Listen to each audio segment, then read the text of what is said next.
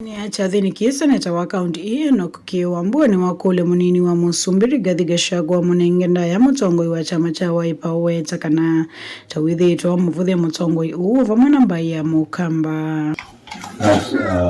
The Deputy President yeye ana madharau makubwa sana kwa Akamba.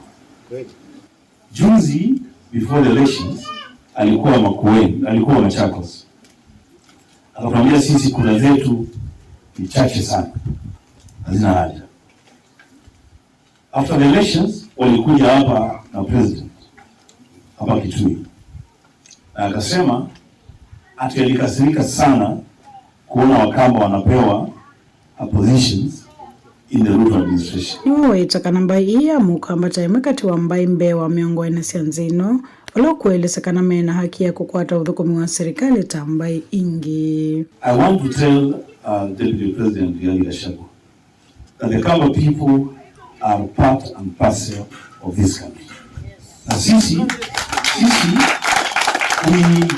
we are not begging anyone to be counted as citizens of this republic. We pay taxes to this government. We deserve services from this government. Kiana wangala kuweta kana Gachagua totena utonyo wa kumunenga utau Dr. Stephen Kalonzo Musyoka kwa kila ukuweta tamwana munini muno kiuteti. Gachagua ni mbunge ambaye anafanya kazi bunge term moja tu, one term.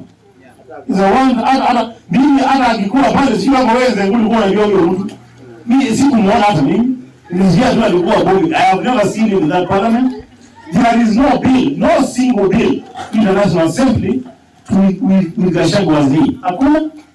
Hakuna statement mimi niliona an issue on the floor of the House. There is no motion that is brought there. There is no petition. Yani kwangu mimi na kwa mheshimiwa zangu, Gachagua is a junior member of parliament. That's what he is.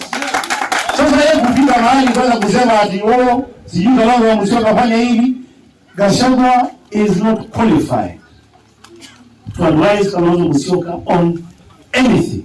Kavinani kani waweta kana mbai ya mukamba tetayumbanite kulika Silikalini ya Kenya kwanza indita iende kwiyumban'ya kukwata mbau Stephen Kalonzo Musyoka kutuika musumbi wa dhanza tuwanze ya Kenya. Disrespect the Deputy President in the manner that it is respected by party leader.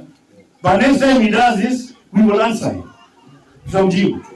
Hiyo maneno ya kuambia kama ati sijui nyinyi mnatezwa mkuje tuingie kwa serikali, go and tell Gachagua.